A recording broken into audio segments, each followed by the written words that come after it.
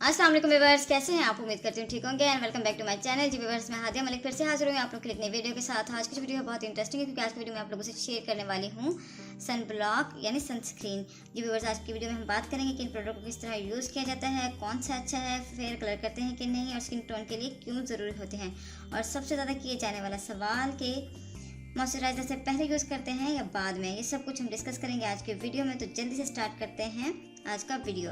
जी Weaver, आज मेरे पास product मौजूद है, यह है लॉरियल पेरिस का क्रीम एक्सट्रीम। जी वीवर, जो कि आप इसकी पैकेजिंग तो देख ही रहे हैं, वाइट कलर की पैकेजिंग में है। लॉरियल का प्रोडक्ट है, SPF 90 के साथ है, UVA मौजूद है, इसमें प्रोटेक्शन देता है, ultra hydrant, anti red clear है और इसके अलावा वाटर रेजिस्टेंस भी है। तो व्यूअर्स, इसकी जो पैकेजिंग है बहुत ही अच्छी है, वाइट कलर की पैकेजिंग है, इसकी लॉरियल का प्रोडक्ट है ये। तो आज हम बात करेंगे कि SPF और UVB का मतलब क्या होता है, UVA और UVB रेज।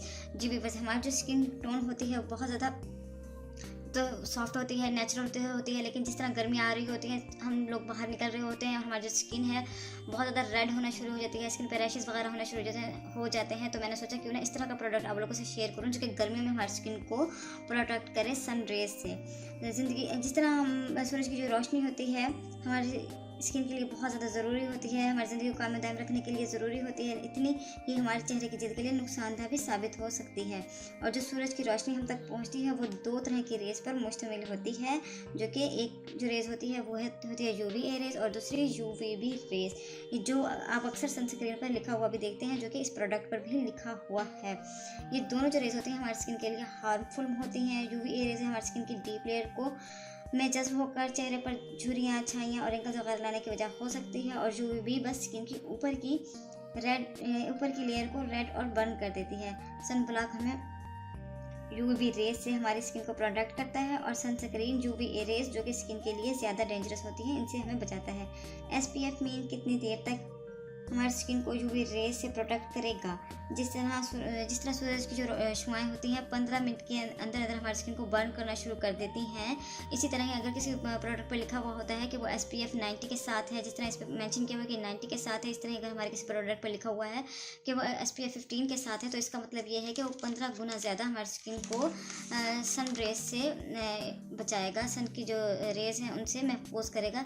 तो हमारी जो स्किन है वो महफूज रहती है ये सन ब्लॉक या इस तरह के सनस्क्रीन प्रोडक्ट वगैरह जो होते हैं यूज़ करने के बाद। लेकिन इसका ये मतलब नहीं होता कि हमारी स्किन जो है बिल्कुल ही महफूज हो जाती है। ये डिपेंड करता है कि आप किस तरह का प्रोडक्ट यूज़ कर रहे हैं, इसके इंग्रेडिएंट्स वगैरह क्या हैं, उन पर भी डिपेंड करता है।